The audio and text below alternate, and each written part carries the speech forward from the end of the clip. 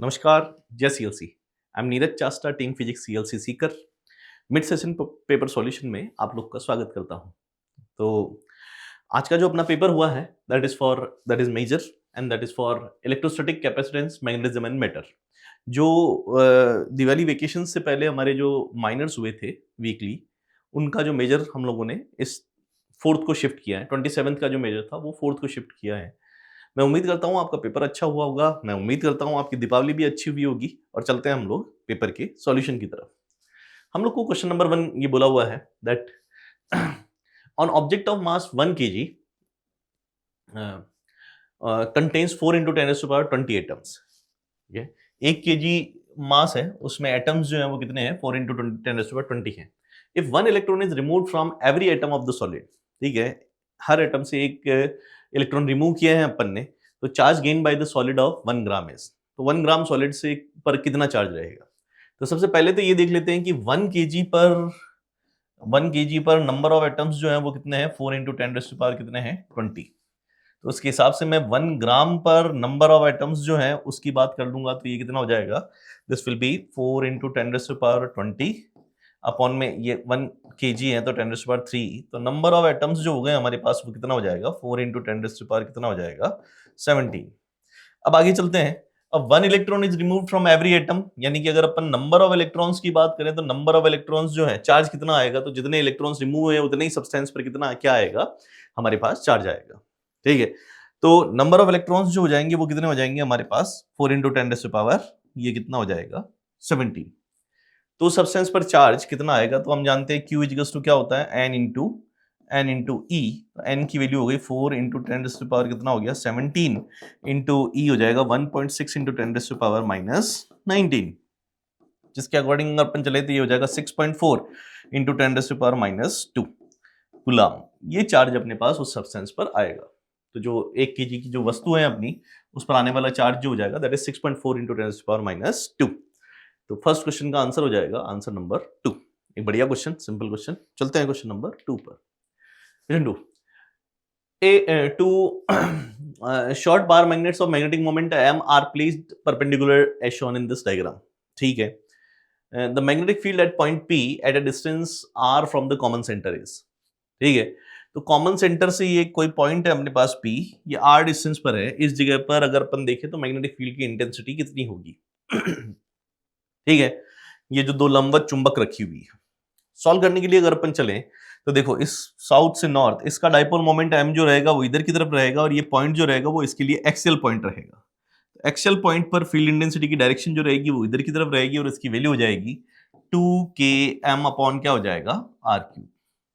ठीक है, इस वाली मैग्नेट का डाइपोल मोमेंट इधर की तरफ रहेगा, और इसकी वजह से इस मैग्नेट के लिए ये पॉइंट जो रहेगा ये इक्वेटोरियल पॉइंट रहेगा, और इक्वेटोरियल पॉइंट पर फील्ड इंटेंसिटी जो होती है वो डाइपोल मोमेंट के क्या होती है? अपोजिट डायरेक्शन में होती है। डाइपोल मोमेंट उधर, तो इक्वेटोरियल फील्ड इंटेंसिटी इधर की तरफ रहेगी, और इसकी वैल्यू जो रहेगी वो कितनी हो जाएगी? km अपॉन कितनी होती है? r3। ठीक है, जिसकी वजह से इस पॉइंट पर फील्ड इंटेंसिटी जाएगी इन दोनों का रिजल्टेंट, और इन दोनों का रिजल्टेंट अगर अपन देखें b will be equals to under root of क्या हो जाएगा हमारे पास? b1 स्क्वायर प्लस क्या हो जाएगा? b2 स्क्वायर, जो हो जाएगा अंडर रूट में। अगर अपन बात करें तो km अपॉन r3, तो ये 2km अपॉन r3 का ये हो गया square, plus km upon r3 का ये हो जाएगा स्क्वायर। तो यहां से अगर अपन देखें तो km अपॉन r3 तो अपन ले लेते हैं कॉमन, अंडर रूट में चले अगर अपन तो ये हो जाएगा 2 स्क्वायर प्लस ये हो जाएगा 1, तो ये km अपॉन r3, और ये हो जाएगा रूट ऑफ कितना हो जाएगा? 5। k की बात करें तो मैग्नेटिज्म वाला k जो होता है वो कितना होता है? μ0 अपॉन 4 पाई। तो रिजल्ट आ जाएगा हमारे पास μ0 अपॉन 4 पाई m रूट 5 अपॉन कितना आ जाएगा? r3, रूट 5 रूट 5 रूट 5, ये हो जाएगा रिजल्ट। क्वेश्चन नंबर 2 एक बढ़िया क्वेश्चन है, जिसका रिजल्ट हो जाएगा हमारे पास μ0 अपॉन 4 पाई m रूट 5 अपॉन r3। चलते हैं अपन आगे। Two charges Q1 and Q2, if force between them for some separation in air is F, then force between them in medium of permittivity epsilon will be। ठीक है, तो हम लोग ये जानते हैं कि फोर्स इन मीडियम जो होता है, फोर्स इन मीडियम जो होता है वो होता है कितना होता है? F अपॉन कितना होता है? एप्सिलॉन r, जहां पर ये रिलेटिव परमिटिविटी है। अपने को ये परमिटिविटी दे रखी है, permittivity of the medium. Permittivity of medium होती है epsilon is equals to epsilon naught into कितना हो जाएगा एप्सिलॉन आर। तो एप्सिलॉन आर की वैल्यू देखो तो ये कितना हो जाएगा एप्सिलॉन अपॉन एप्सिलॉन नॉट, जिसकी वजह से फोर्स इन मीडियम जो हो जाएगा that is F upon epsilon R की value that is epsilon upon क्या हो जाएगा एप्सिलॉन नॉट, जिसको मैं ऊपर भेज दूंगा तो एप्सिलॉन नॉट एफ अपॉन क्या हो जाएगा epsilon. This will be the result. एक सिंपल और बढ़िया क्वेश्चन है that is epsilon not F upon क्या हो जाएगा epsilon. The force in the medium of the permittivity, medium की परमिटिविटी आपको क्या दे रखी है एप्सिलॉन दे रखी है, जबकि ये जो होता है ये रिलेटिव परमिटिविटी होता है, डाइलेक्ट्रिक कांस्टेंट होता है। तो थर्ड का आंसर नंबर आ जाएगा 1। चलते हैं अपन फोर्थ पर। Charge Q2 of mass m revolve around the stationary charge Q1 in a circular orbit. ठीक है, एक Q2 चार्ज है जो m मास का है और वो एक स्टेशनरी चार्ज Q1 है, उसके अराउंड जो है वो r रेडियस के सर्कुलर ऑर्बिट पर रिवॉल्व कर रहा है। The orbital periodic time of Q2 will be. तो Q2 का अपने को कक्षीय आवर्तकाल या ऑर्बिटल टाइम पीरियड कैलकुलेट करना है।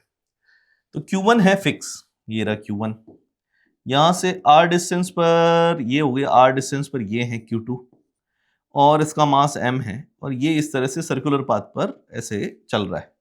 तो पहले तो अगर अपन यहां पर बात करें कि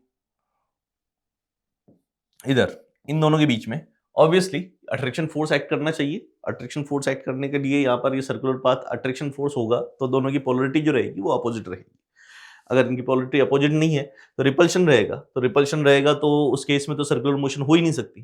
ठीक है, तो ये अगर मेंशन भी नहीं है तो आपको ये सर्कुलर मोशन के कॉन्सेप्ट से अपने को समझ में आना चाहिए।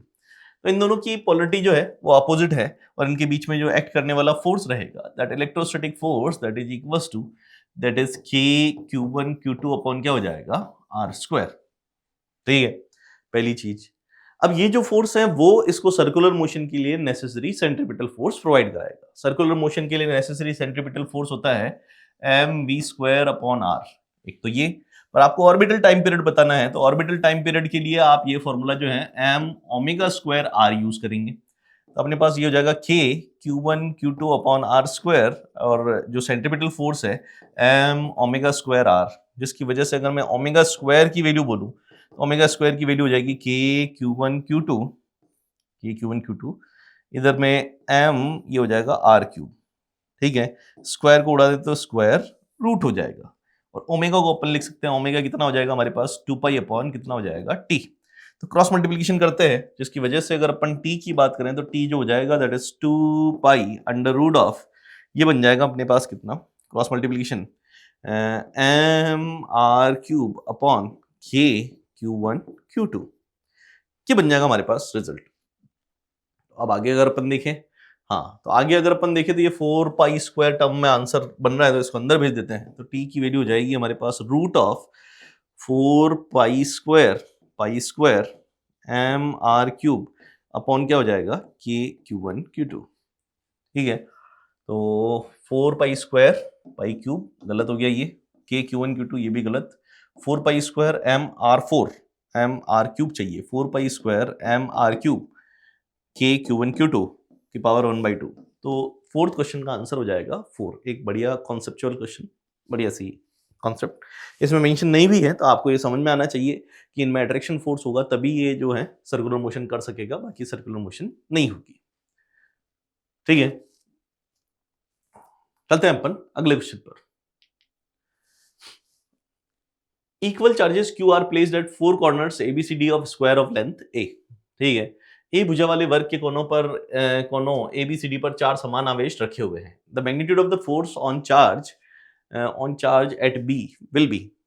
ठीक है, तो B पर कोई पॉइंट है उस पर क्या फोर्स रहेगा, तो ये ऐसे 4 चार्ज है। ठीक है, ये रहे 4 चार्ज। ठीक है, ये हो गया, ये हो गया A B C D और सब पे Q चार्ज रखा हुआ है, Q और Q। इस Q की वजह से इस पर इधर की तरफ फोर्स रहेगा, कितना हो जाएगा ये KQ स्क्वायर अपॉन क्या हो जाएगा A स्क्वायर। इस Q की वजह से इधर की तरफ फोर्स जो हो जाएगा that is KQ square upon क्या हो जाएगा A स्क्वायर। पर यहाँ ये जो डिस्टेंस होती है ये कितनी होती है, दिस इज √2a और इसकी वजह से ये फोर्स जो रहेगा that is KQ square upon √2a का क्या हो जाएगा होल स्क्वायर। तो ये बन जाएगा मेरे पास KQ square upon 2a square. तो एक काम करता हूँ, ये के Q square upon A square जो है उसको एफ बोल देते हैं, तो ये एफ, ये भी कितना हो जाएगा एफ, और ये के Q square upon A square के हिसाब से ये बन जाएगा एफ बाई 2। तो रिजल्ट की बात की जाए तो ये हो गया मेरे पास, इधर एक एफ फोर्स है, एक फोर्स एफ इधर है, और इधर की तरफ एफ बाई 2 फोर्स है। तो पहले ये दोनों 90 डिग्री पर, तो इनका रिजल्टेंट जो जाएगा वो इधर की तरफ जाएगा, वो कितना रहेगा √2f। और अगर अपन एफ नेट की बात करते हैं तो F net will be equals to, ये बन जाएगा √2f प्लस का क्या हो जाएगा एफ बाई 2। तो इसको मैं यहां से अगर कॉमन लेता हूं तो ये हो जाएगा √2 प्लस 1/2 इंटू एफ, जो बन जाएगा के Q square upon A square. तो ये बन जाएगा के 1/4πε0 Q square by A square, के Q square by A square, इधर बनेगा 2√2 प्लस 1/2, इधर एलसीएम अगर अपन ले लेते हैं ये बन जाएगा 2√2 प्लस 1/2, तो 2√2 प्लस 1/2 ये बनेगा। हाँ, एलसीएम लेने में भैया आपको ध्यान रखना है, इधर बनेगा 2√2 प्लस 1/√2 बनेगा, ठीक है। ऊपर तो ऐसा ऑप्शन सिचुएशन नहीं है, तो हमारे पास जो रिजल्ट आएगा फिफ्थ क्वेश्चन का आंसर नंबर कौन हो जाएगा 3, ठीक है। एक बढ़िया कॉन्सेप्चुअल क्वेश्चन। चलते हैं अपन अगले क्वेश्चन पर, क्वेश्चन नंबर 6 पर। A bar magnet is hung by a thin cotton thread in a uniform horizontal magnetic field. ठीक है, it is in equilibrium state. The work done to rotate it by 60 degrees is W. ठीक है, now the torque required to keep the magnet in this position. ठीक है, एक bar magnet अभी पहले से यूनिफॉर्म फील्ड में इधर की तरफ है, ऐसे ही रखी हुई है, इक्विलिब्रियम पोजीशन, ये है साउथ, ये हो गया नॉर्थ। यहां से इसको 60 डिग्री तक रोटेट करना है, उसमें वर्क, तो वर्क का फॉर्मूला होता है एम बी, इधर इक्विलिब्रियम से 1 माइनस कॉस, और कितने पर रोटेट करना है 60 पर, तो ये हो जाएगा cos 60, ठीक है। जिसकी वैल्यू हो जाएगी W, जो हो जाएगा वो हो जाएगा एम बी 1 माइनस कॉस 60 की वैल्यू 1/2, तो ये हो जाएगा 1/2, तो W की वैल्यू हो जाएगी कितनी एम बी बाई 2।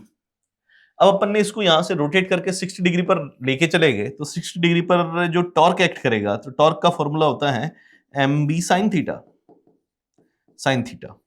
और अभी अपन किस एंगल पर गए हैं 60 पर, तो वहां पर जो टॉर्क लगेगा वो हो जाएगा एम बी साइन थीटा की वैल्यू हो जाएगी हमारे पास 60 साइन 60, तो ये हो जाएगा एम बी साइन 60 √3/2, जिसमें से अगर अपन बात करें तो एम बी बाई 2 जो है वो कितना हो जाएगा हमारे पास W हो जाएगा, तो ये हो गया √3, और एम बी बाई 2 की वैल्यू कितनी हो जाएगी M B by 2 is W, ठीक है। तो √3W will be the work done. तो वर्क डन क्या, टॉर्क रिक्वायर्ड। तो आप 60 डिग्री पर जितना घुमा के ले गए हैं वहां पर जो टॉर्क एक्ट करेगा that will be equals to √3W, ठीक है। तो ये भी एक बढ़िया क्वेश्चन है, काफी एक बार एग्जाम में आया हुआ भी है क्वेश्चन, ठीक है। चलते हैं क्वेश्चन नंबर 7 पर। Question number 7, if an infinite number of charges each equal to 5 × 10⁻⁹ are placed along x-axis at 1 meter, 2 meter, 4 meter, 8 meter and so on, if charges are alternatively positive and negative starting from positive, ठीक है, the intensity of electric field at the point x = 0 is, ठीक है। यदि इतने के बराबर अनंत संख्या में आवेशों को इन स्थिति पर व्यवस्थित किया गया है और x अक्ष का अनुदिश रखा जाता है, यदि आवेश एकांतर क्रम में धनात्मक ऋणात्मक है, जहां पर धनात्मक आवेश से अपने को शुरू करना है, ठीक है, तो x = 0 पर वैद्युत क्षेत्र की तीव्रता अपने को कैलकुलेट करनी है। तो पहले तो डायग्राम बना लेते हैं, ये हो जाएगा मेरे पास ऐसा, ये सिचुएशन है, ये x = 0, ये हो जाएगा 1, और इधर जो है वो प्लस q बोल देता हूं मैं एक तरह से, ठीक है। और नंबर ऑफ चार्जेस इतना, if charges are alternatively positive negative. अब दूसरा जो ये 1 पर रखा हुआ है, 2 पर रखा हुआ है, ये -q है, ठीक है। फिर 4 पर रखा हुआ है वो +q है, और फिर 8 पर जो रखा हुआ है वो 8 पर जो रखा हुआ है वो -q है अल्टरनेटिवली। अब +q की वजह से फील्ड इंटेंसिटी इधर की तरफ, -q की वजह से फील्ड इंटेंसिटी इधर की तरफ, वापस इस +q की वजह से फील्ड इंटेंसिटी उधर की तरफ, -q की वजह से फील्ड इंटेंसिटी इधर की तरफ। तो अल्टरनेटिवली हमारे पास फील्ड इंटेंसिटी की डायरेक्शन भी पॉजिटिव और नेगेटिव होती रहेगी। मैं उधर वाली डायरेक्शन को पॉजिटिव ले रहा हूं, तो उसके हिसाब से नेट फील्ड इंटेंसिटी जो रहेगी वो हो जाएगी मेरे पास पहले वाले चार्ज की वजह से KQ/1² उधर की तरफ, उसको पॉजिटिव ले रहे हैं, तो ये हो जाएगा -KQ/ क्या हो जाएगा 2²। फिर आगे हो जाएगा मेरे पास +KQ/ क्या हो जाएगा 4² -KQ/ क्या हो जाएगा 8²। और इस तरह से इनफाइनाइट तक टर्म्स जो हैं वो चलती रहेगी, जिसको अगर मैं आगे सॉल्व करता हूं तो E जो हो जाएगा वो हो जाएगा मेरे पास KQ के क्यू इधर आगे बढ़ाते हैं तो ये इधर बन जाएगा 1 माइनस ये हो जाएगा 1/4 प्लस का हो जाएगा 1/16 माइनस का हो जाएगा 1 बाई कितना हो जाएगा 64 प्लस का हो जाएगा इस तरह से इनफाइनाइट। और ये एक इनफाइनाइट टर्म की क्या बन रही है, जीपी बन रही है। तो इनफाइनाइट टर्म की जीपी के लिए अगर अपन फील्ड इंटेंसिटी देखें तो ये हो जाएगा के, दैट इज 9 × 10⁻⁹। क्यू की वैल्यू आपको दे रखी है 5 × 10⁻, कितना हो जाएगा -9। और ये इनफाइनाइट टर्म की जीपी का equation a/1 - r, a/1 - r का मतलब a फर्स्ट टर्म क्या है 1/1 minus common ratio.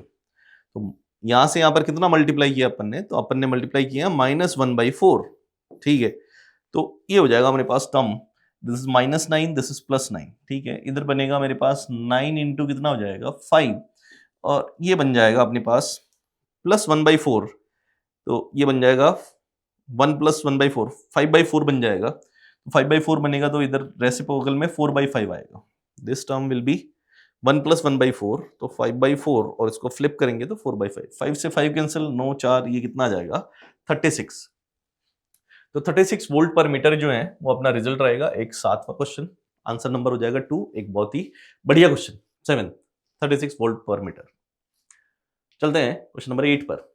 Match the column potential energy of magnetic dipole in different orientation with column 2 value of potential energy in magnetic field.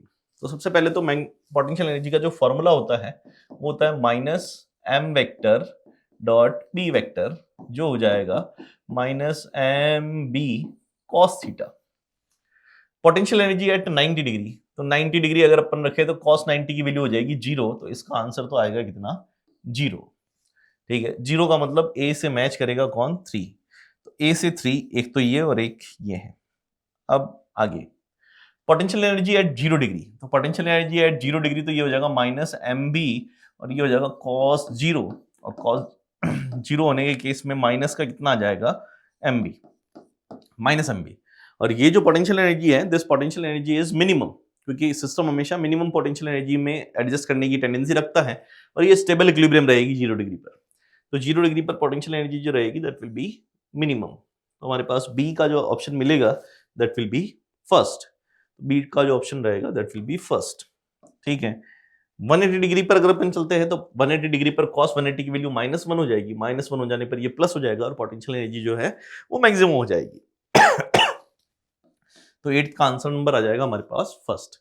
एक बढ़िया question. चलते हैं question number 9 पर। A wire is bent into semicircular ring of radius r with charge q distributed uniformly over it. The net field at the center is, एक wire ऐसे band कर रखा है अपन ने r रेडियस के सर्किल में। ये रही अपने पास कौन है r रेडियस का सर्किल। इसके सेंटर पर अगर इसकी चार्ज डेंसिटी लैम्डा हो तो इसके सेंटर पर फील्ड इंटेंसिटी का फॉर्मूला होता है, ये फॉर्मूला आपको याद रखना पड़ेगा और चाहिए, वो होता है 2k लैम्डा अपॉन क्या रहेगा r, ठीक है। अब अपन इसके लैम्डा की बात कर लेते हैं। तो लैम्डा, इस पर चार्ज मान लो q है, तो इसकी लेंथ जो हो जाएगी वो कितनी हो जाएगी 2πr का आधा, तो इसकी लेंथ जो है वो कितनी है अपने पास दैट इज पाई × r। तो अगर मैं लैम्डा की बात करूं तो लैम्डा जो हो जाएगा वो कितना हो जाएगा q upon charge upon length, और लेंथ जो है अपने पास l की वैल्यू कितनी है पाई × r। तो e जो रहेगा that will B 2k, lambda की वैल्यू हो जाएगी मेरे पास कितनी q अपॉन ये पाई r, और एक r यहाँ पहले ही चल रहा है तो पाई r का स्क्वायर, ठीक है। ये आ गया। अब इसमें ऐसे ऑप्शन, अच्छा k की भी वैल्यू रख देते हैं, तो इलेक्ट्रिक फील्ड जो हो जाएगा वो क्या हो जाएगा 2k की वैल्यू, ये हो जाएगा 2q अपॉन k 4πε0, इधर पाई × r स्क्वायर अलग से चल रहा है, ठीक है। तो 242 हो जाएगा, और अपने पास जो रिजल्ट बन जाएगा ऊपर बच रहा है q upon 2 pi × pi square ε0 into क्या हो जाएगा r square, q upon 4 pi 2 pi, q upon 4 pi square नहीं, q upon 2 pi square ε0 into क्या हो जाएगा r स्क्वायर। तो हमारा 9th का जो आंसर आ जाएगा दैट इज 4th ऑप्शन, ठीक है। q upon 2 pi square ε0 into r square, 9th का आंसर नंबर 4। एक बढ़िया क्वेश्चन। फॉर्मूला ये 2k लैम्डा अपॉन r आप याद रख सकते हैं, ये एक इंपॉर्टेंट फॉर्मूला है। 10th, the magnetic dipole moment of a wire of length L carrying current I bent into the form of circle is IL square upon 4 pi ampere into metre square. तो magnetic dipole moment जो होता है एक loop के लिए अगर अपन बोले तो वो होता है magnetic dipole moment that is I into कितना होता है ए, ठीक है। ए जो है किसकी फॉर्म में, अपन सर्किल की फॉर्म में बैंड किए हैं, तो ये हो जाएगा M that is I into कितना हो जाएगा पाई आर स्क्वायर, ठीक है। अब इसने बोला है कि वायर ऑफ लेंथ एल है, तो लेंथ एल का अपन ने क्या बनाया है, सर्किल बनाया है, यानी कि इसकी जो सर्कमफेरेंस रहेगी 2 pi R that is equals to L, R की वैल्यू जो हो जाएगी एल अपॉन कितना हो जाएगा 2 पाई, तो यहां से वैल्यू पुट कर देता हूं आई पाई और ये हो जाएगा एल अपॉन यानी कि L square upon 4 pi square हो जाएगा, तो एक पाई से पाई कैंसिल, तो ये हो जाएगा आई एल स्क्वायर अपॉन 4 पाई।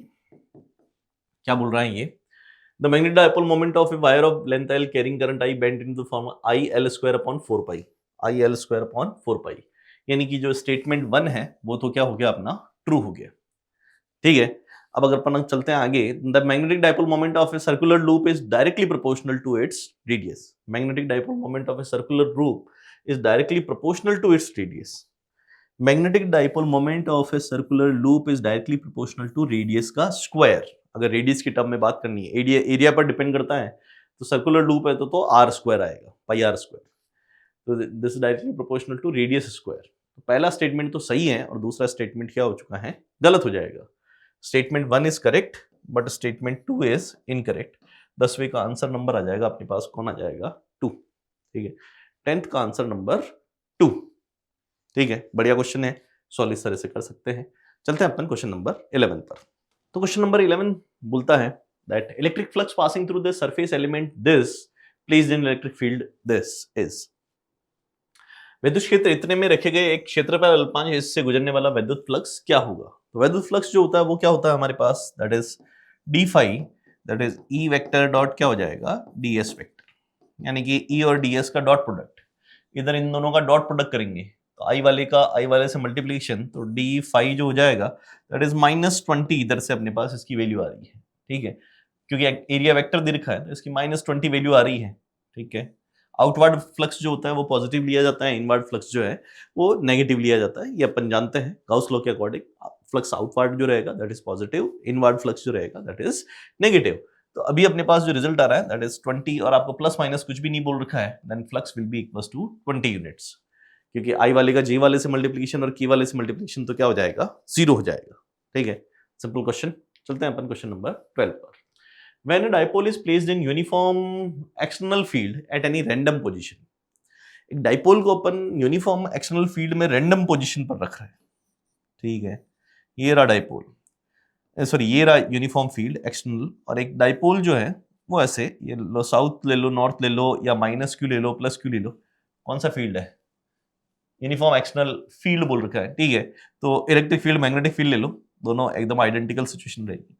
तो क्यू है तो इस पर इलेक्ट्रिक फील्ड के अकॉर्डिंग अपन बात करते हैं, तो इस पर फील्ड की डायरेक्शन में फोर्स लगेगा that is Q E, -q पर फील्ड के अपोजिट डायरेक्शन में फोर्स लगेगा that is also Q E. इस ऑब्जेक्ट पर लगने वाला नेट फोर्स जो रहेगा क्यू ई इधर और क्यू ई उधर, तो इधर एफ नेट तो हो जाएगा क्या हो जाएगा 0 हो जाएगा। तो डाइपोल पर लगने वाला यूनिफॉर्म फील्ड में डाइपोल पर लगने वाला नेट फोर्स जो रहेगा दैट विल बी 0। और एनी रैंडम पोजीशन का मतलब कोई स्पेसिफिक पोजीशन आपको नहीं बोली गई है, किसी रैंडमली रखा हुआ है, तो रैंडमली रखने पर तो ये फोर्स दोनों अभी यहां पर है और ये नॉन कोलिनियर फोर्स है। नॉन कोलिनियर फोर्स होने पर ये सिस्टम को क्या कर देंगे, रोटेट कर देंगे, यानी कि इन फोर्सेस की वजह से इस पर टॉर्क लगेगा, जिसका फॉर्मूला अपन एमबी साइन थीटा या पी साइन थीटा बोलते हैं, ठीक है।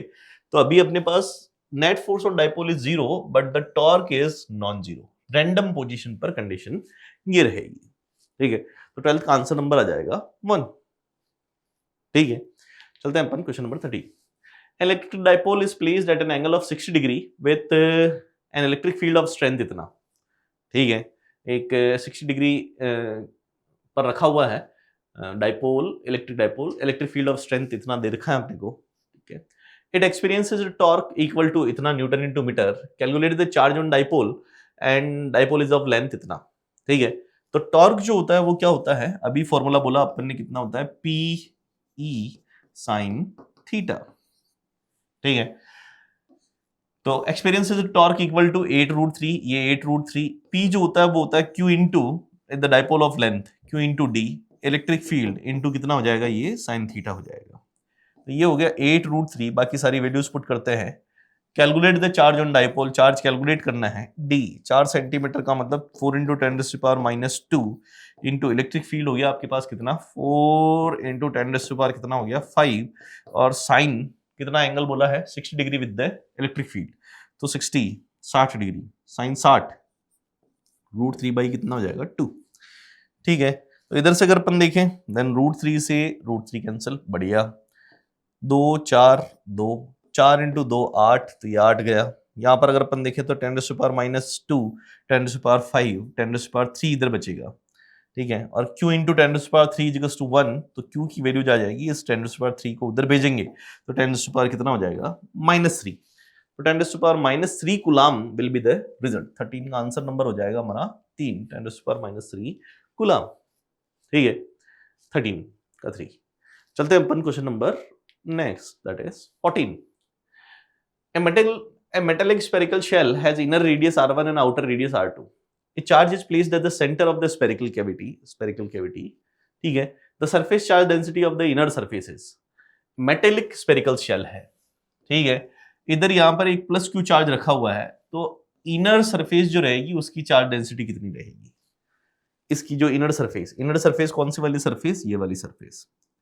अब अगर बात करें तो ये मेटेलिक ऑब्जेक्ट है, तो इसके अंदर इलेक्ट्रिक फील्ड 0 होगा, वो इलेक्ट्रिक फील्ड 0 होगा तो उसकी वजह से यहाँ पर जो अंदर वाली सरफेस रहेगी उस पर इंडक्शन की वजह से जो अंदर चार्ज रखा हुआ है उसके इक्वल और अपोजिट चार्ज आएगा, तो इस सरफेस पर जो चार्ज आएगा दैट विल बी -q। उसी तरह से ये जो आउटर सरफेस है उस पर जो चार्ज आएगा that will B this will be, इस पर जो चार्ज आएगा दिस विल बी +q।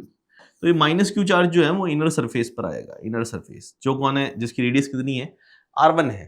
ठीक है, तो चार्ज डेंसिटी जो होती है sigma, that is charge upon surface area, तो सिग्मा की बात करें तो चार्ज कितना आ रहा है इनर सरफेस पर, दैट इज -q, और सरफेस एरिया हो जाएगा हमारे पास इस सरफेस के लिए surface area that is 4 pi r1²। तो -q, ये तो r2 नहीं आएगा, ये गलत हो जाएगा, -q इंटू अपॉन क्या हो जाएगा 4 पाई r1²। एक बढ़िया बेसिक क्वेश्चन। इनर सरफेस की जो चार्ज डेंसिटी रहेगी दैट इज -q अपॉन कितना हो जाएगा 4 पाई r1²। चलते हैं अपन क्वेश्चन नंबर 15 पर। Total electric flux coming out of a unit positive charge placed in air, एक यूनिट पॉजिटिव चार्ज, यूनिट का मतलब 1 कूलाम समझ लो। ठीक है, तो फ्लक्स होता है हमारे पास कितना q अपॉन ε0। फ्लक्स q की वैल्यू कितनी होगी तुम्हारे पास, यूनिट पॉजिटिव चार्ज है, 1 कूलाम अपॉन कितना हो जाएगा ε0, तो फ्लक्स की वैल्यू हो जाएगी हमारे पास ε0 पावर -1, तो ε0 की पावर कितनी हो जाएगी -1। 15 का आंसर नंबर आ जाएगा अपने पास 2, 15 का सेकेंड आंसर रहेगा 2। चलते हैं अपन अगले क्वेश्चन पर, 16 question. A hollow charged sphere of radius r has a constant surface charge density sigma. Of the following graphs, the variation of the electric field strength with the distance x from the center of the sphere is r त्रिज्या की खोखले आवेशित गोले। ठीक है, hollow spherical object, hollow sphere का मतलब ये होता है कि इस पर कुछ चार्ज ले लेते हैं अपन। ठीक है, तो अंदर की तरफ इलेक्ट्रिक फील्ड इंटेंसिटी होती है 0, और बाहर की तरफ जो फील्ड इंटेंसिटी होती है that is E equals to जो रहता है बाहर की तरफ दैट इज KQ अपॉन कितना हो जाएगा r², और E will be proportional to 1 upon क्या हो जाएगा r²। तो ग्राफ जो आएगा, ग्राफ इनसाइड फील्ड इंटेंसिटी 0 नहीं, गलत, इनसाइड फील्ड इंटेंसिटी 0 गलत, इनसाइड फील्ड इंटेंसिटी 0 हाँ, और ये जो रहेगा इधर भी इनसाइड फील्ड इंटेंसिटी 0 नहीं है, और this outside will be E is proportional to 1 upon r²। तो 16 का आंसर कितना हो जाएगा हमारे पास 2, 16 का आंसर नंबर 2। चलते हैं अपन क्वेश्चन नंबर 17 पर। 17, 3 parallel infinite line charges of linear charge density lambda +2 lambda and minus lambda are placed in a plane as shown in this diagram. ठीक है, बढ़िया क्वेश्चन है। What is the electric field at point P? ये point P है जिसके अलग अलग line charges से डिस्टेंसेस अपने को बता रखी है, अपने को फील्ड इंटेंसिटी के बारे में बात करनी है। फील्ड इंटेंसिटी एक लाइन चार्ज की वजह से जो फील्ड इंटेंसिटी होती है, फील्ड इंटेंसिटी का फॉर्मूला होता है that is 2k lambda upon r या d। आपको जो भी डिस्टेंस अगर देनी है तो r लिख लेते हैं। इस प्लस लैम्डा की वजह से इस p पॉइंट पर फील्ड इंटेंसिटी इधर की तरफ, जिसकी वैल्यू हो जाएगी कितनी अपने पास 2k लैम्डा अपॉन ये तो हो गया r और ये r/2, यानी कि हो जाएगा 3r बाई कितना हो जाएगा 2 प्लस ये 2 लैम्डा है तो 2k लैम्डा, लैम्डा कौन हो जाएगा तुम्हारे पास 2 लैम्डा अपॉन यहां से ये जो डिस्टेंस हो जाएगी वो कितनी हो जाएगी, this distance is how much, इस वायर से यहाँ पर डिस्टेंस जो हो जाएगी वो कितनी हो जाएगी r/2, और ये भी प्लस है तो इसकी वजह से भी डायरेक्शन इधर की तरफ रहेगी। अब ये जो माइनस है, इस माइनस की वजह से इस पॉइंट पर फील्ड इंटेंसिटी वो भी नेगेटिव रेडियली इनवर्ड रहेगी, तो ये तीनों फील्ड इंटेंसिटी एक ही डायरेक्शन में आ जाएगी, यानी कि तीनों फील्ड इंटेंसिटीज क्या होगी, ऐड होगी। और इसकी वजह से यहाँ पर फील्ड इंटेंसिटी देखें तो ये भी ऐड होगी और ये टर्म जो बनेगी वो हो जाएगी 2k लैम्डा अपॉन डिस्टेंस जो है वो कितनी है r/2।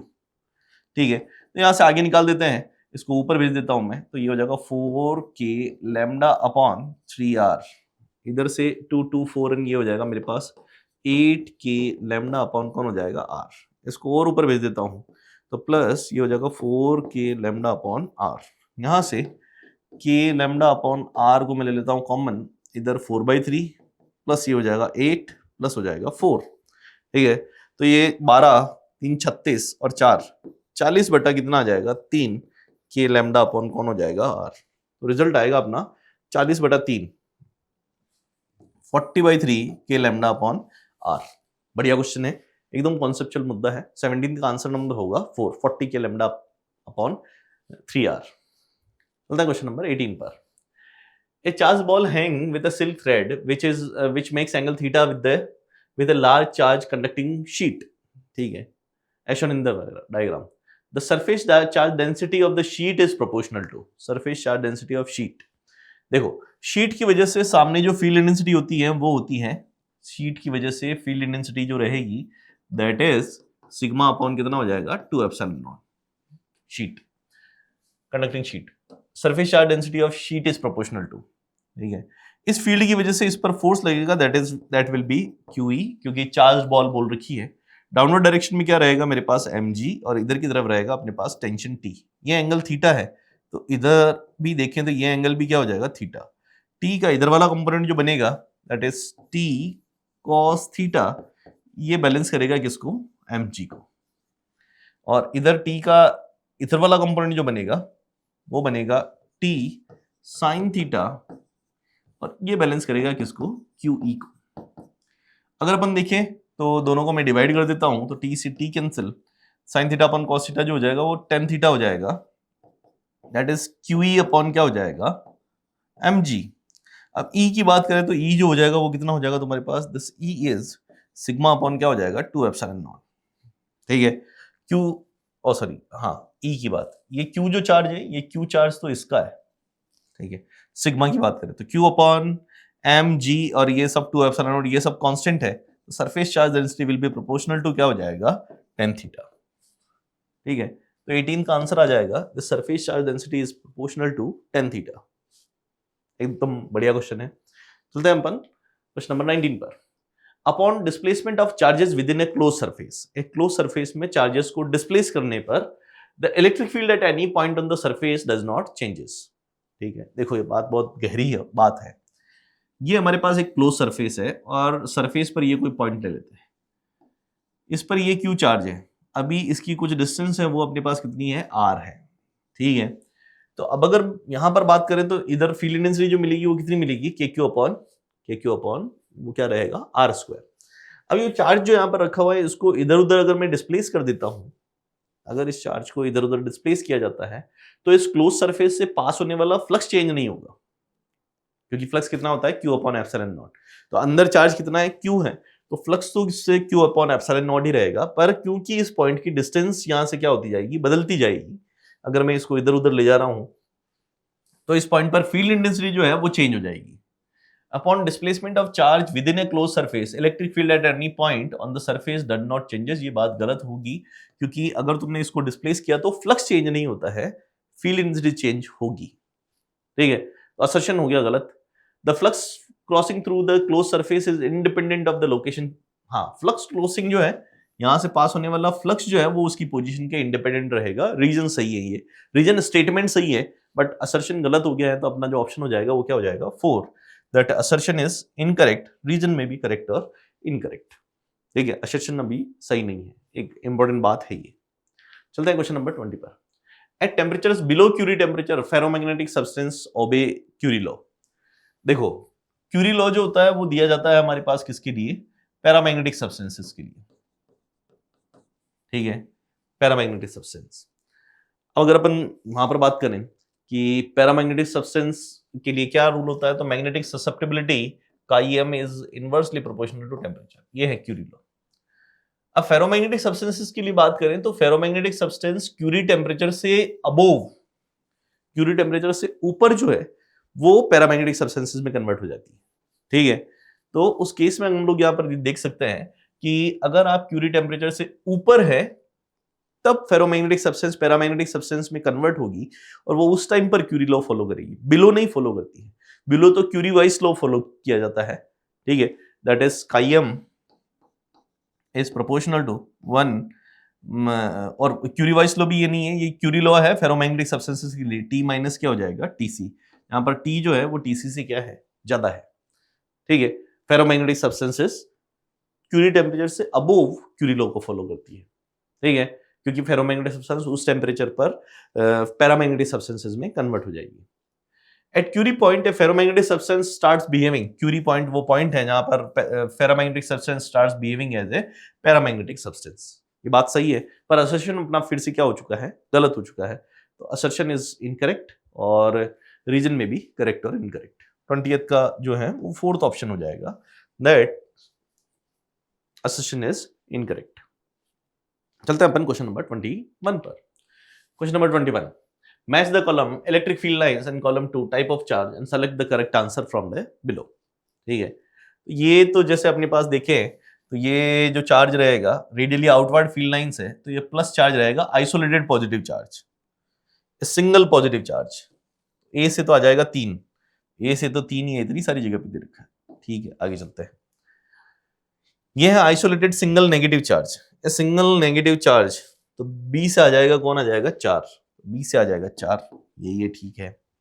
अब ये यहां से रेडियली, ये जो बाहर की तरफ फील्ड लाइंस है, तो अगर अपन यहां पर बात करें तो ये पॉजिटिव चार्ज से फील्ड लाइन शुरू होती है, तो ये सब जो है ये क्या हो जाएगा, ये भी पॉजिटिव और ये भी पॉजिटिव। सी जो है pair of equal and opposite charges नहीं, a pair of positive charges, तो सी से सेकंड मैच करेगा, तो सी से सेकंड मैच करेगा।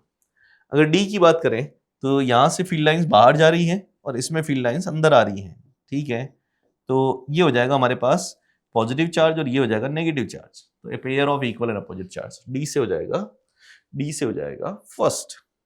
ठीक है, तो अपना आंसर नंबर हो जाएगा कौन, 21 का 4। ठीक है, बढ़िया क्वेश्चन है फील्ड लाइंस से रिलेटेड। चलते हैं अपन क्वेश्चन नंबर 22 पर। What will be the total flux through the faces of the cube as shown in this figure?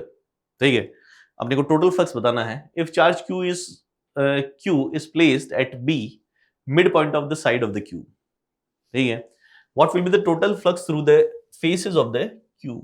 यानी कि इस क्यूब से टोटल फ्लक्स कितना पास, फेसेस का मतलब इस क्यूब से पास होने वाला फ्लक्स इसके बाकी जो फेसेस रहेंगे उनसे भी पास होगा। ठीक है, mid point of the side of the cube, यदि आवेश को क्यू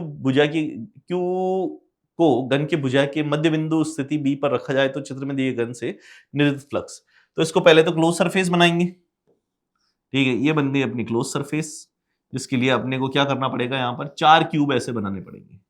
ये बन गए 4 क्यूब, और ये सिमेट्रिक सरफेस अपन बना रहे हैं। ठीक है, ये बन गए 4 क्यूब। इन 4 क्यूब से पास होने वाला टोटल फ्लक्स, 4 क्यूब से टोटल फ्लक्स जो रहेगा वो हो जाएगा Q अपॉन एप्सिलॉन नॉट। तो उसकी वजह से एक क्यूब से पास होने वाला फ्लक्स जो रहेगा, एक क्यूब से पास होने वाला जो फ्लक्स रहेगा, दैट इज Q अपॉन कितना हो जाएगा, 4 epsilon not, Q upon 4 epsilon not. अब ये Q अपॉन 4 एप्सिलॉन नॉट जो है वो ये इस फेस पर रखा हुआ, इस साइड पर रखा हुआ है, तो इस फेस से पास नहीं होगा और इस फेस से पास नहीं होगा। कहने का मतलब ये वाले फेस और ये वाले फेस से फ्लक्स पास नहीं होगा, बट बाकी जो 4 फेस दिख रहे हैं, बाकी एक साइड के सामने वाले ये जो 4 फेस दिख रहे हैं, इन 4 फेस से टोटल ये फ्लक्स पास होगा Q upon total Q upon 4 epsilon not, Q upon 4 epsilon not will be the flux. ठीक है, 22 का आंसर नंबर आ जाएगा 3। चलते हैं अपन क्वेश्चन नंबर 24 पर। On going away from a point charge or a small electric dipole, electric field decreases at the same rate in both the cases। ठीक नहीं, गलत बात है। पॉइंट चार्ज से इलेक्ट्रिक फील्ड जो है वो डिक्रीज होता है 1/r² के हिसाब से, और एक डाइपोल से अगर अपन बात करें तो इलेक्ट्रिक फील्ड डिक्रीज होता है 1/r³ के हिसाब से। तो स्टेटमेंट 1 तो हो गया गलत। Electric field is inversely proportional to the square of distance from the centre of electric dipole. ठीक है, electric field is inversely square of distance from the electric dipole, नहीं इसमें तो r³ चलता है, स्क्वायर नहीं चलता। तो स्टेटमेंट 2 भी क्या हो गया, गलत। तो both statement are wrong, both statement 1, 2 are incorrect. तो 23वें का आंसर आ जाएगा अपने पास, कौन आ जाएगा, first. Both statements are incorrect. ठीक है, चलते हैं अपन क्वेश्चन नंबर 24 पर। The magnetic susceptibility of paramagnetic material at -73 is 0.0075. Its value at -173 degree centigrade. Paramagnetic substance, तो ये अगर अपन देखें तो ये कितना हो जाएगा तुम्हारे पास, 200 केल्विन हो जाएगा, और ये हो जाएगा मेरे पास कितना, दैट इज 100 केल्विन हो जाएगा। ये तो एक बात होगी। अगर मैग्नेटिक ससेप्टिबिलिटी की बात करें तो magnetic susceptibility is inversely proportional to temperature. तो ये हो जाएगा मैग्नेटिक ससेप्टिबिलिटी, ये पहले वाला कॉम्बिनेशन है, तो ये हो जाएगा 0.0075 अपॉन इधर वाली मैग्नेटिक ससेप्टिबिलिटी अपने को पता करनी है, और ये जो दे रखा है ये वैल्यू अपने को 200 पर दे रखी, तो ये हो जाएगा मेरे पास 200, और इसकी वैल्यू जो हो जाएगी वो क्या हो जाएगी, 100। यहाँ से इनको कैंसिल करते हैं, क्रॉस मल्टीप्लिकेशन पर चलते हैं, तो रिजल्ट आ जाएगा 0.0 और 75 का डबल हो जाएगा हमारे पास 150। 0.015 24 का आंसर नंबर आ जाएगा, कौन आ जाएगा, 2। चलते हैं अपन क्वेश्चन नंबर 25 पर। Question number 25, the variation of magnetic susceptibility with absolute temperature for a ferromagnetic material is given by. Ferromagnetic substance बोली हुई है, तो फेरोमैग्नेटिक सब्सटेंस के लिए अगर अपन बात करें तो ये नहीं होता है। फेरोमैग्नेटिक सब्सटेंस एक पर्टिकुलर टेम्परेचर के बाद पैरामैग्नेटिक सब्सटेंस में कन्वर्ट हो जाते हैं। ठीक है, तो काई उनका कांस्टेंट नहीं रहता है। फेरोमैग्नेटिक सब्सटेंस के लिए chi M that is proportional to 1/T-TC चाहिएगा। ठीक है, पर ये क्यूरी टेम्परेचर से ऊपर इनवर्सली प्रोपोर्शनल होता है। ठीक है, उससे पहले क्यूरी वाइस लॉ होता है, तो ये तो इनवर्सली प्रोपोर्शनल वाली सिचुएशन हो गई है। ठीक है, तो यहां पर कोई क्यूरी टेम्परेचर रहेगा इस जगह पर, ठीक है, जिसके बाद ये इनवर्सली प्रोपोर्शनल चलेगा, और उससे पहले कुछ भी रैंडम कर्व रहेगा कि मैग्नेटिक बिहेवियर जो है वो धीरे धीरे डिक्रीज हो रहा है। वो अलग अलग फेरोमैग्नेटिक सब्सटेंस के लिए अलग अलग हो सकता है, पर आपको फेरोमैग्नेटिक पूछा हुआ है। पैरामैग्नेटिक पूछा जाता है तो पैरामैग्नेटिक के लिए तो क्या हो जाता है, इस तरह से ग्राफ होता है, chi M is proportional to 1/T।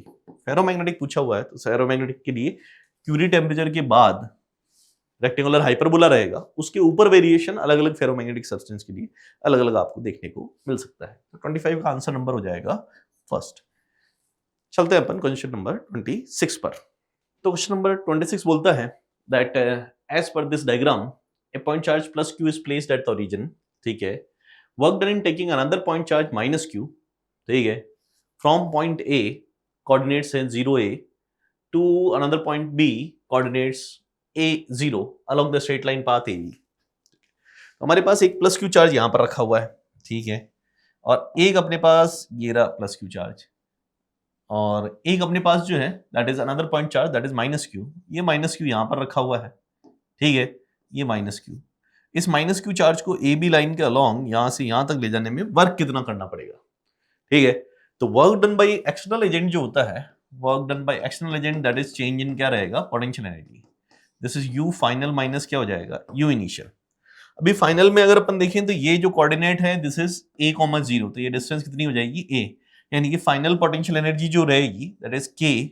एक है अपने पास प्लस q, एक है अपने पास माइनस q, अपॉन डिस्टेंस कितनी है a।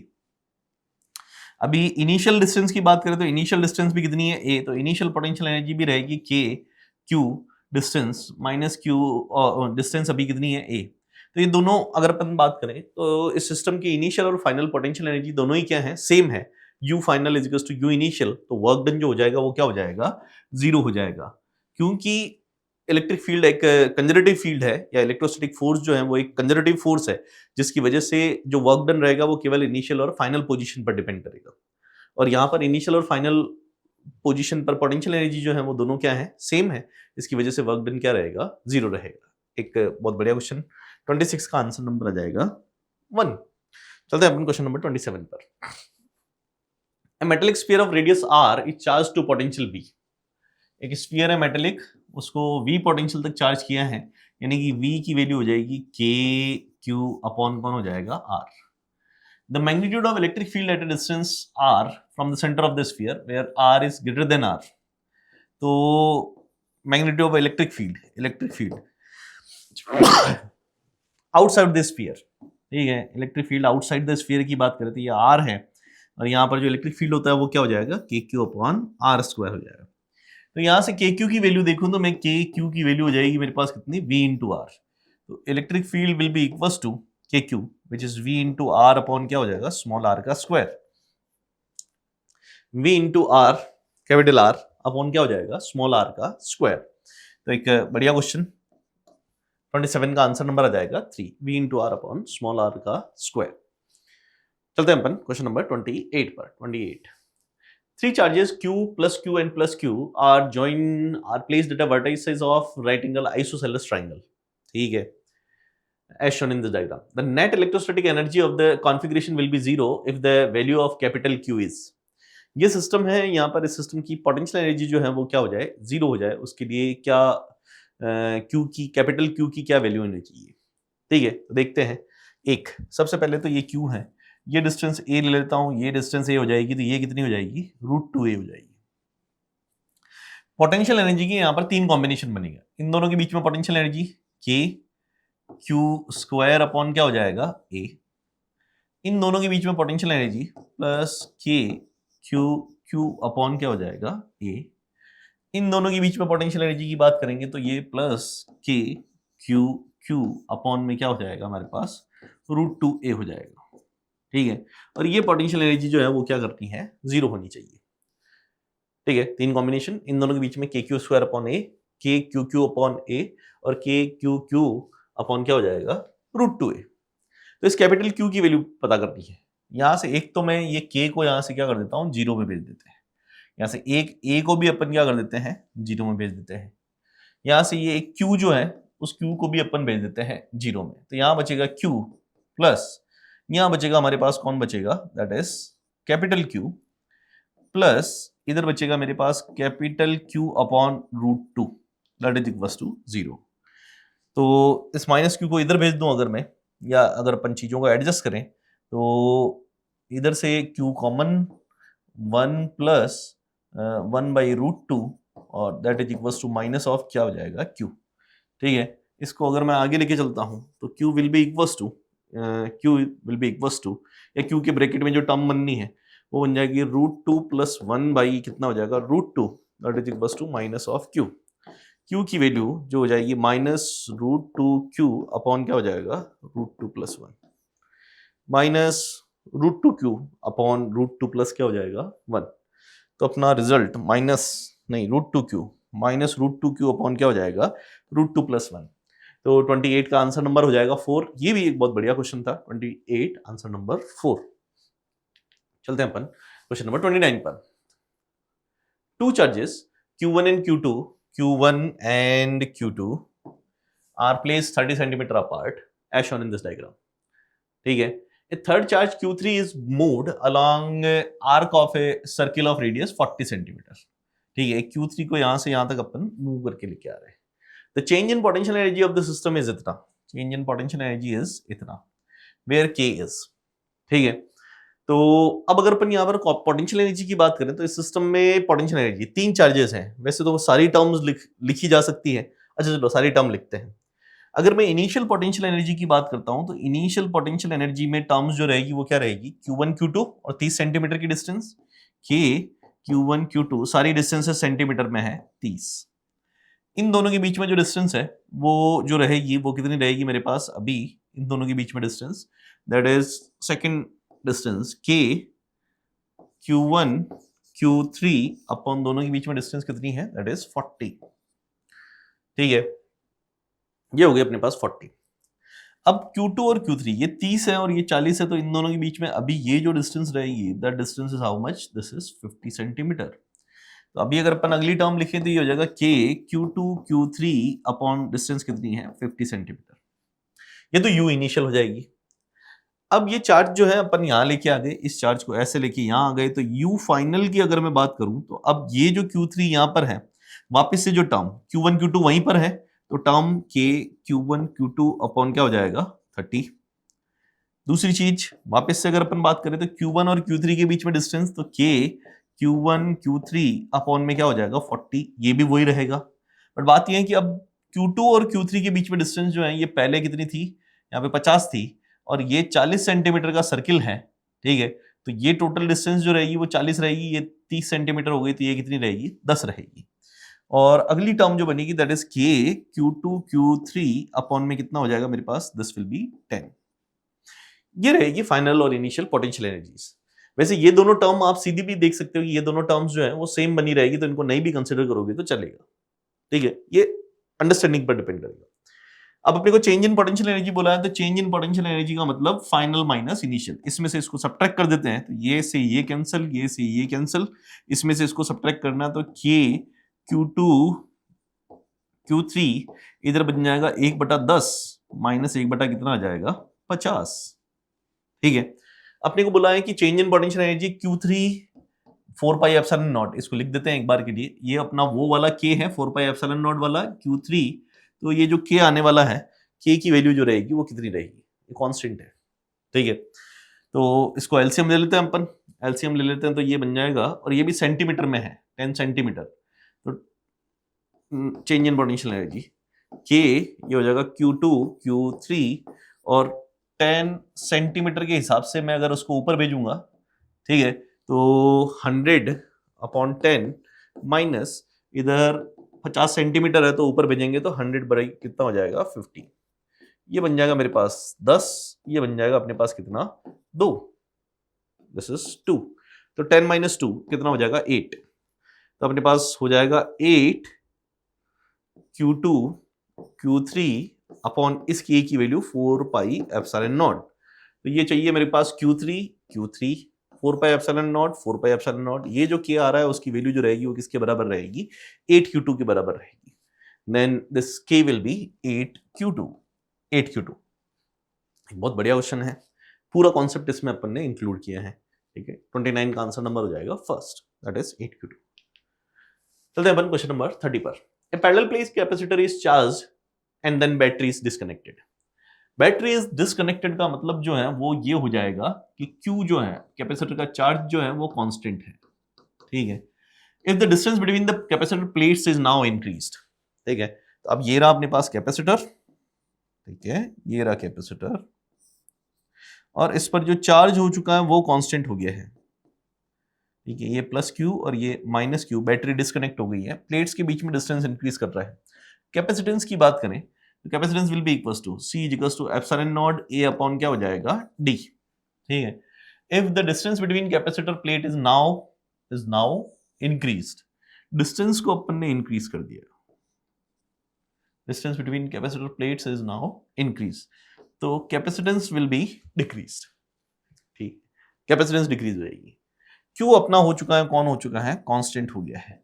ठीक है, तो द कैपेसिटेंस इंक्रीजेस, नहीं ये तो डिक्रीज हो रही है, बात गलत हो गई, पोटेंशियल एनर्जी इंक्रीजेस। ठीक है, तो पोटेंशियल एनर्जी की अगर अपन बात करें तो चार्ज की टर्म में हाफ Q² अपॉन क्या हो जाएगा C, और कैपेसिटेंस जो है वो डिक्रीज हो रही है तो पोटेंशियल एनर्जी जो है वो इंक्रीज होगी, पोटेंशियल एनर्जी डिक्रीज हो रही है, ये भी गलत हो गया। Potential difference Q equals to CV। ठीक है, Q कांस्टेंट है, कैपेसिटेंस जो है वो डिक्रीज हो रही है, तो वोल्टेज जो है वो क्या होगा इंक्रीज होगा। ठीक है, voltage potential difference will increase, third answer सही हो जाएगा। Charge and potential difference both remain same, ये बात गलत हो जाएगी, तो 30th का आंसर नंबर आ जाएगा 3, that potential difference will increase. Question number 31 क्या बोलता है, a parallel plate capacitor with air between the plates charges to potential of 500 volt, ठीक है, and then battery is removed. Battery removed का मतलब हमारे पास क्या हो जाएगा, दैट चार्ज इज कांस्टेंट, ठीक है। A plastic plate is inserted between the plates filling the whole gap, ठीक है, then the potential difference becomes this much, okay. The dielectric constant of the plastic plate is how much? Dielectric constant कितना रहेगा? देखो charge अपने पास constant हो गया और Q equals to होता है C इंटू V, तो हम लोग ये लिख सकते हैं C1 V1 बराबर क्या हो जाएगा, C2 V2। पहले 500 वोल्ट पोटेंशियल है और कैपेसिटेंस की अगर अपन बात करें तो कैपेसिटेंस जो है वो अपने पास कितनी है, capacitance epsilon not a upon क्या हो जाएगा डी, और ये हो गया 500 वोल्ट का पोटेंशियल। आगे चलाएंगे C2, ये हो जाएगा epsilon naught epsilon r A upon क्या हो जाएगा डी, और पोटेंशियल जो है वो कितना है, दैट इज 75, ठीक है। तो epsilon not a by D, epsilon not a by D cancel, और एप्सिलॉन आर की अगर अपन बात करें तो ये 500 बटा कितना हो जाएगा 75, ठीक है। तो अगर अपन 25 से चलते हैं तो 25 से कैंसिल करेंगे 250 500 20 अपॉन क्या जाएगा 3, 20 बटा 3 जो रहेगा that will be the dielectric constant of the material. 31 का आंसर नंबर आ जाएगा कितना 3, 20/3। चलते हैं अपन अगले क्वेश्चन पर। 32 find the capacitance of parallel plate capacitor shown in this diagram. देखिए इस कैपेसिटर की कैपेसिटेंस अपने को बतानी है, ठीक है। अगर अपन यहां पर बात करें तो ये d/2 डिस्टेंस है, यानी कि बाकी बची हुई जो डिस्टेंस रहेगी वो कितनी रहेगी d/2। d/2 में एयर है जिसका डाइलेक्ट्रिक कांस्टेंट जो है वो 1 है, और इसके लिए कितना हो गया है k हो गया है।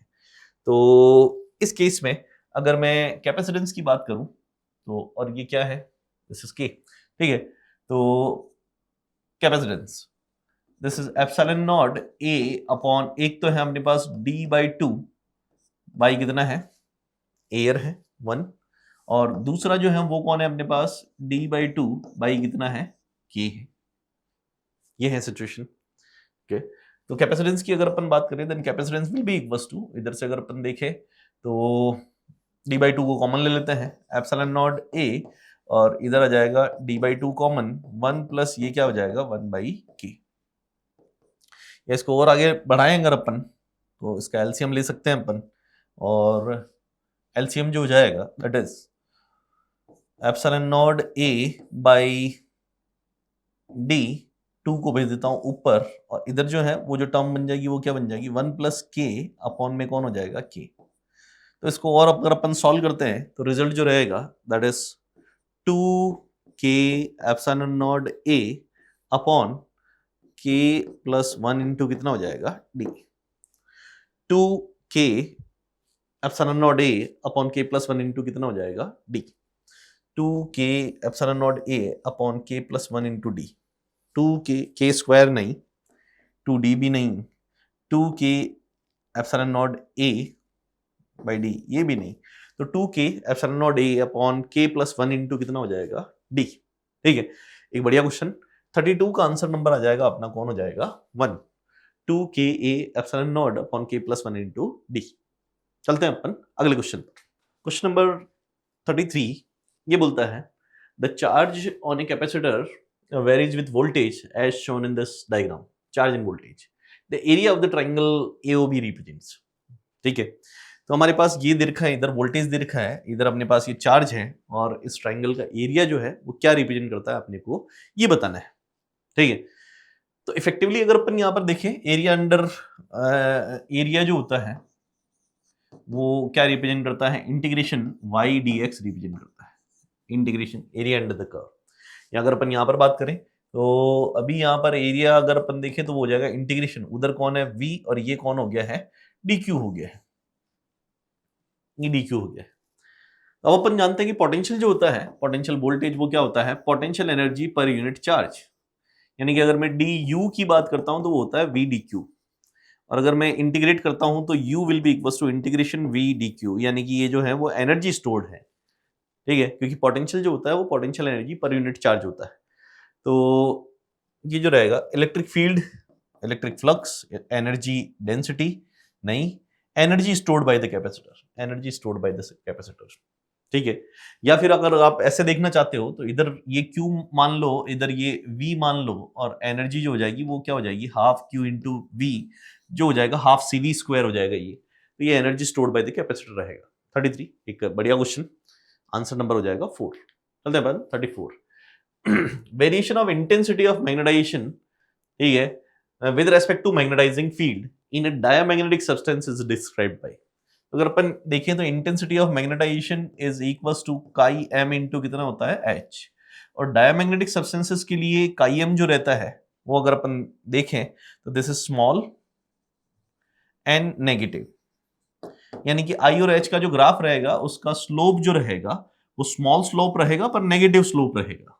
यानी कि अगर मेरे को आई और एच में ग्राफ खींचना है तो ये है आई और ये है एच, स्लोप, एक तो स्लोप क्या रहेगा नेगेटिव, तो पॉजिटिव में स्लोप नहीं रहेगा, तो ये तो एंगल जो रहेगा वो 90 डिग्री से इधर फोर्थ क्वाड्रेंट में बन जाएंगे नेगेटिव में, पर वो स्लोप ज्यादा भी नहीं रहना चाहिए, स्मॉल स्लोप होना चाहिए, तो स्मॉल स्लोप के लिए ये एंगल कम होना चाहिए। तो अपने पास जो ग्राफ रहेगा that will B third curve, ठीक है। ये भी एक स्टैंडर्ड क्वेश्चन है। 34 का आंसर नंबर हो जाएगा 2, that is for a diamagnetic substance I and H curve graph will be third. चलते हैं अपन क्वेश्चन नंबर 35 पर। A parallel plate capacitor is connected across a battery, ठीक है, connected across a battery, and a dielectric slab of dielectric constant K is introduced between the plates. The electric field inside the capacitor becomes K times, ठीक है।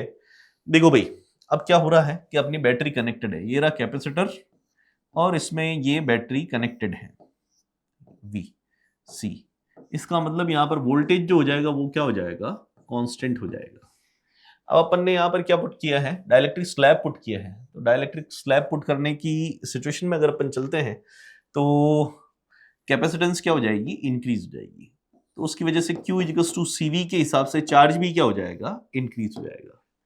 बात होती है हमारे पास किसके बीच, किसकी बात हो रही है, इलेक्ट्रिक फील्ड की बात हो रही है। तो electric field inside the plates की बात करें तो इलेक्ट्रिक फील्ड जो होता है वो तो होता है V upon D, V constant है और D भी क्या है, कांस्टेंट है, तो V बाई D, तो इलेक्ट्रिक फील्ड क्या रहेगा, कांस्टेंट रहेगा, तो electric field becomes K times, तो असर्शन तो हो गया गलत, ठीक है। या अगर ऐसा नहीं चलना है तो इलेक्ट्रिक फील्ड क्या होता है, इलेक्ट्रिक फील्ड यहाँ पर बनता है sigma upon epsilon not, sigma upon 2 epsilon not plus sigma upon 2 epsilon not. आगे बढ़ाएंगे तो ये हो जाएगा Q upon A epsilon not. Dielectric put किया, इसकी वजह से ये एप्सिलॉन आर टाइम्स इंक्रीज हो गया और क्यू भी जो है वो इंक्रीज हुआ है, capacitance epsilon r put times increase हुई, तो ये भी एप्सिलॉन आर से एप्सिलॉन आर कैंसिल, तो वापस से जो इलेक्ट्रिक फील्ड रहेगा, नॉट चार्ज, इलेक्ट्रिक फील्ड जो रहेगा वो क्या रहेगा, कांस्टेंट बना रहेगा। बढ़िया क्वेश्चन है। The surface charge density on A plate remains constant, तो सरफेस चार्ज डेंसिटी जो होती है sigma, that is Q upon क्या रहेगा, A, तो Q तो बढ़ रहा है, उसकी वजह से प्लेट्स पर सरफेस चार्ज डेंसिटी भी क्या होगी, बढ़ेगी।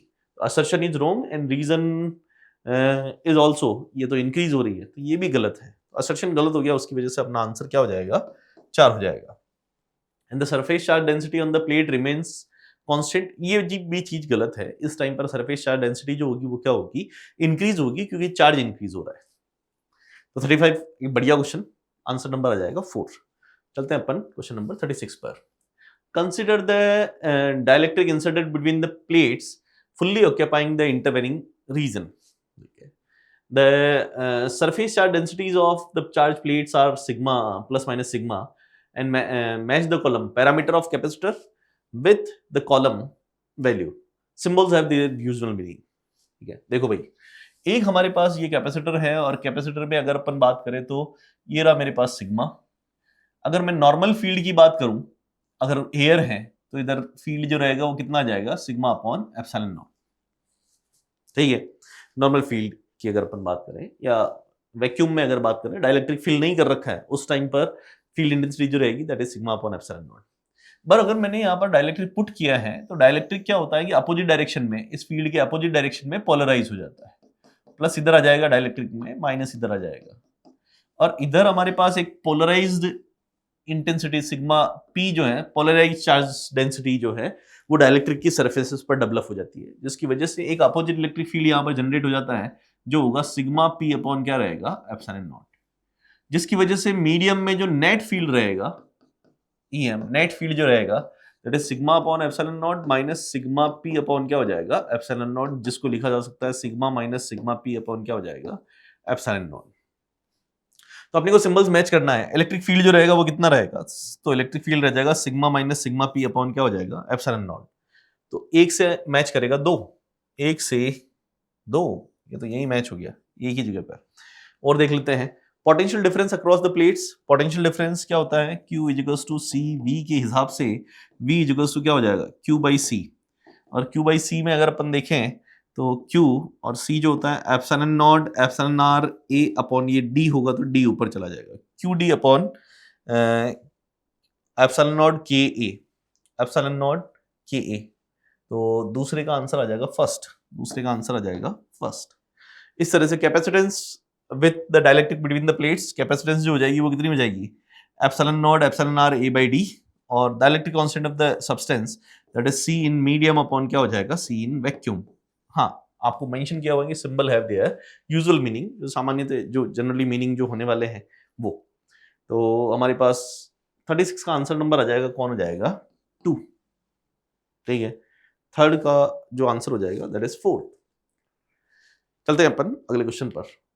37 3 capacitors each of capacitance C and of breakdown voltage V are joined in series, ठीक है। The capacitance and the breakdown voltage of the combination, एक कैपेसिटर कैपेसिटेंस C, एक capacitor capacitance C, capacitor capacitance C, breakdown voltage V और V, इसके हिसाब से अगर मैं टोटल ब्रेकडाउन वोल्टेज की बात करूं तो वो कितना हो जाएगा, 3V।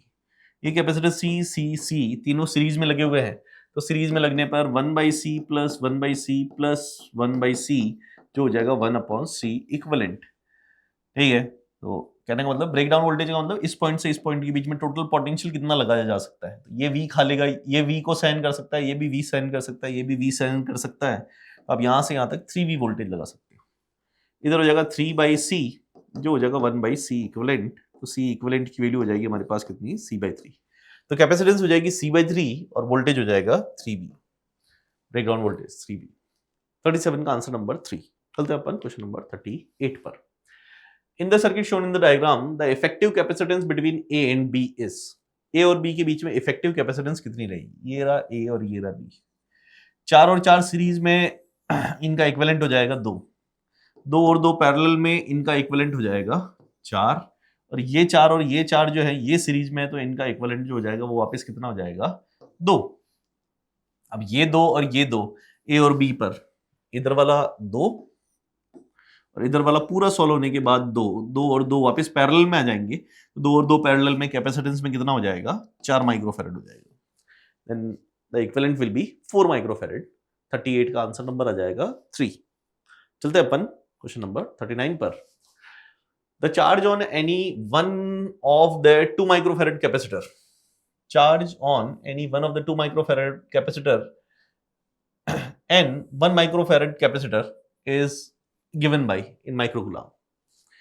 देखो भाई, इस 1 माइक्रोफैरड पर अगर अपन देखें तो वोल्टेज जो आ रहा है वो कितना आ रहा है, 4 वोल्ट सीधा सीधा 1 माइक्रोफैरड पर आ रहा है। तो Q इजिकल्स टू CV के हिसाब से 1 माइक्रोफैरड पर तो क्या हो जाएगा, 1 माइक्रोफैरड पर ये हो जाएगा अपने पास कैपेसिटेंस 1 माइक्रो और इस पर आने वाला वोल्टेज 4, तो ये हो जाएगा 4 माइक्रो और ये हो जाएगा कूलम। तो 1 माइक्रो पर तो 4 माइक्रो कूलम आएगा, ये 4 माइक्रो, ठीक है, एक तो 4 ये भी 4, ठीक है, 4 माइक्रो कूलम। अब अगर अपन देखें तो ये 4 वोल्ट जो है वो इस 2 माइक्रो और इस 2 माइक्रो इन दोनों के ऊपर भी जा रहा है, तो 4 वोल्ट जब इन दोनों में डिवाइड होगा तो वोल्टेज डिवीजन के अकॉर्डिंग इस पर 2 वोल्ट आएगा और इस पर भी कितना आएगा, 2 वोल्ट आएगा। दोनों बराबर कैपेसिटर है, 4 वोल्ट दोनों पर लगा हुआ है टोटल, तो 2 वोल्ट इस पर और 2 वोल्ट इस पर, जिसके हिसाब से इन दोनों में से दोनों पर जब सिमेट्रिसिटी हो रही है तो दोनों में से एक पर जो चार्ज आने वाला है वो एनी वन ऑफ पूछा है, उसको पता है कि आंसर सेम आने वाला है, तो C इंटू V। C जो है वो कितना है, 2 माइक्रो और वोल्टेज जो है वो कितना अपने पास 2, ये जो हो जाएगा 4 माइक्रो कूलम हो जाएगा। तो Q इक्वल्स टू कितना हो जाएगा, 4 माइक्रो कूलम। तो 4 दोनों ही आंसर आएंगे अपने, 4 इन माइक्रो कूलम्स विल बी।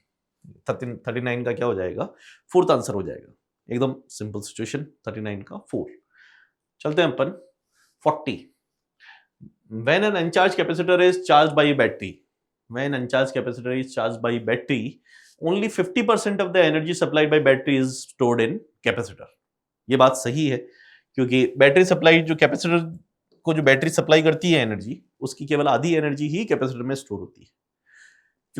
क्योंकि बैटरी जो एनर्जी सप्लाई करती है, एनर्जी सप्लाइड, वो Q इंटू वी होती है, और कैपेसिटर में जो एनर्जी स्टोर्ड होती है वो होती है हाफ Q इंटू वी। और half into Q into V में Q की वैल्यू अपन CV स्क्वायर रख देते हैं, तो C इंटू वी, तो ये क्या हो जाएगा, हाफ CV स्क्वायर।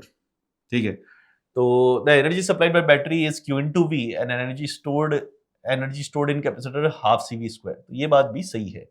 तो assertion and reason both are correct and reason is correct explanation of assertion हो जाएगा। पर इधर options, this is not correct explanation, R is the correct explanation of A. 40वें का आंसर आ जाएगा, कौन आ जाएगा, 4 आ जाएगा। चलते हैं अपन क्वेश्चन नंबर 41 पर। If charge on capacitor is increase by 2 coulomb, ठीक है, 2 coulomb, then energy stored in capacitor is increase by 21%। ठीक है, the original charge on capacitor is the original charge. तो अभी अगर अपन यहां पर बात करें तो एनर्जी स्टोर्ड का फॉर्मूला चार्ज की टर्म में बात करेंगे, हाफ Q स्क्वायर अपॉन क्या हो जाएगा, C। ठीक है, ये और ये कांस्टेंट है, तो Q square will be proportional to क्या हो जाएगा अपने पास, एनर्जी स्टोर्ड। 2 गुलाम से अपन ने इंक्रीज कर दिया, तो बाद वाली एनर्जी जो हो जाएगी वो कितनी हो जाएगी मेरे पास, दैट इज Q प्लस 2, और इसका हो जाएगा होल स्क्वायर। और अभी इनिशियल जो है उसको मैं 100 मान लेता हूं एनर्जी को, तो 21% इंक्रीज हुई है, तो इसका मतलब इंक्रीज के बाद जो एनर्जी बचेगी वो कितनी हो जाएगी, 121 हो जाएगी। तो अगर मैं रेशियो फॉर्मेट में बात करूं, क्योंकि Q square is proportional to कितना है, U है, तो बाद में चार्ज Q प्लस 2 का कौन हो गया, होल स्क्वायर अपॉन ये हो जाएगा Q स्क्वायर, और बाद वाली एनर्जी कितनी है 121, और पहले वाली एनर्जी कितनी है 100। ये 100 कंसिडर करते हुए अपन परसेंट के अकॉर्डिंग चल रहे हैं, परसेंट यानी पर 100। स्क्वायर रूट कर लेता हूं, Q plus 2 upon Q that is equal to, इधर बोल जाएंगे तो ये कितना हो जाएगा, 11/10 हो जाएगा। क्रॉस मल्टीप्लीकेशन, तो ये हो जाएगा 11Q that is equal to, ये हो जाएगा 10Q प्लस का 10 इंटू 2, 20 आ जाएगा। तो Q की वैल्यू आ जाएगी तुम्हारे पास 20 गुलाम, 20 गुलाम। 41 का आंसर नंबर आ जाएगा कितना, 2, 20 गुलाम विल बी द रिजल्ट। चलते हैं अपन 42 पर। A paramagnetic substance or material have magnetic susceptibility of this much when it is placed in a magnetizing field of this much, then the intensity of magnetization of the material। तो intensity of magnetisation जो होता है that is होता है काई m into कितना हो जाएगा, h। ठीक है, काई m जो दे रखा है वो कितना दे रखा है, 10⁻⁻5। h की वैल्यू दे रखी है 0.5, उसकी वजह से ये रिजल्ट हो जाएगा 5 इंटू 10⁻, कितना हो जाएगा, -6। 5 इंटू 10⁻⁻6। 42 का आंसर नंबर आ जाएगा 3। चलते हैं अपन अगले क्वेश्चन पर 43। The rate of change of torque with deflection theta is maximum. The rate of change of torque बोला हुआ है for a magnet suspend freely in the magnetic field of induction B. तो टॉर्क की बात करें तो torque होता है कितना होता है, mb sin थीटा। पर आपको टॉर्क नहीं पूछा है, आपको rate of change of torque with theta पूछा हुआ है। रेट ऑफ चेंज का मतलब आपको पूछा हुआ है d tau upon d theta की वैल्यू मैक्सिमम कब होगी। तो डिफरेंशिएशन कर देते हैं, डी बाई डी थीटा जो हो जाएगा मेरे पास कौन हो जाएगा, M B sine theta. M B की वैल्यू कांस्टेंट कॉमन, और साइन थीटा का डिफरेंशिएशन हो जाएगा कॉस थीटा। ठीक है, साइन का डिफरेंशिएशन कॉस हो गया। अब तुमको बोल दिया जाए कि d tau upon d theta, और ये चीज जो है ये क्या होनी है, मैक्सिमम होनी है। मैक्सिमम किस एंगल पर होगी, तो कॉस थीटा की मैक्सिमम वैल्यू होती है 1, और थीटा की वैल्यू होती है उस टाइम पर क्या होती है, 0 डिग्री। तो 0 डिग्री पर rate of change of torque जो रहेगा वो मैक्सिमम रहेगा। ठीक है, एक बहुत ही बढ़िया question, theta will be equal to 0 degree, rate of change of torque. अपन क्वेश्चन नंबर 44 पर। A bar magnet has a point A and B along axis at a distance of 24 and 48 centimeter on the opposite ends of the opposite ends. The ratio of magnetic field of at these points. तो axial point field intensity जो होती है B, that is equals to 2km upon क्या होता है, r cube। तो अगर अपन यहाँ पर बात करें these point पर B1 upon B2 की बात करूं, तो ये हो जाएगा मेरे पास R1 का क्यूब और इधर लग जाएगा R2 का क्यूब। B1 अपॉन B2 का रेशियो बात करनी है तो R2 ये तो है 48 और ये है अपने पास कौन 24, इसका हो जाएगा क्यूब, तो ये हो गया 2 का क्यूब कितना आ जाएगा 8 आ जाएगा result. The ratio of magnetic fields at these point will be equals to 8। 44 का आंसर नंबर आ जाएगा 1। चलते हैं अपन अगले क्वेश्चन पर 45 पर।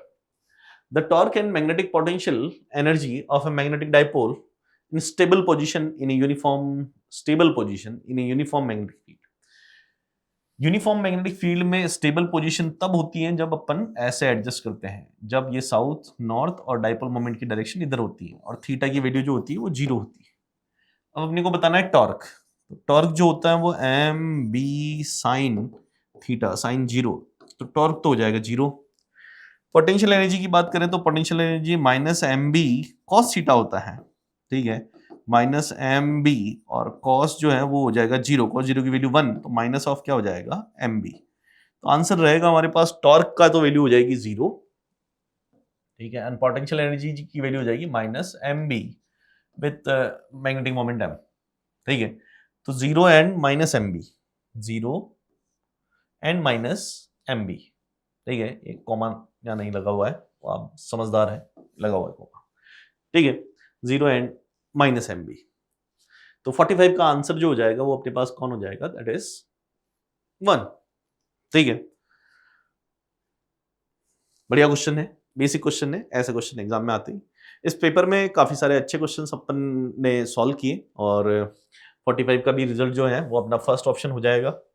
मैं उम्मीद करता हूँ आपका पेपर अच्छा हुआ होगा। आप इन सारे क्वेश्चंस को एक बार खुद से ट्राई करें। खुद से ट्राई करने का मतलब ये है कि कुछ ऐसे क्वेश्चंस भी हैं जिसमें प्योरली स्किल की अपने को क्या है रिक्वायरमेंट है, ठीक है। तो उम्मीद करता हूँ पेपर अच्छा हुआ होगा और आप फिर से जो भी क्वेश्चन गलत हुए हैं उनकी अच्छी से प्रैक्टिस करें। थोड़े कुछ डीप कॉन्सेप्ट भी इस पेपर में है जो आप लोग को सॉल्व करने चाहिए। अगले पेपर में मिलते हैं। This is for today, thank you very much.